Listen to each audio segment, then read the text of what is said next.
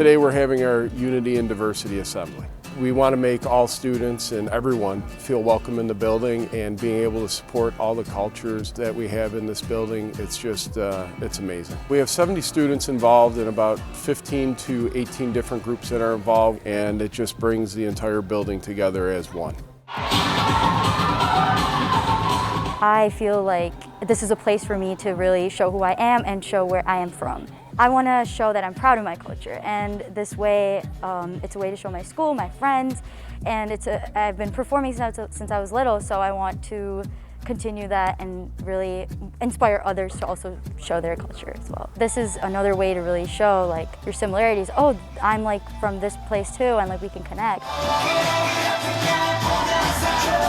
With our show, we are able to showcase the diversity within our school to the students that don't otherwise get the opportunity.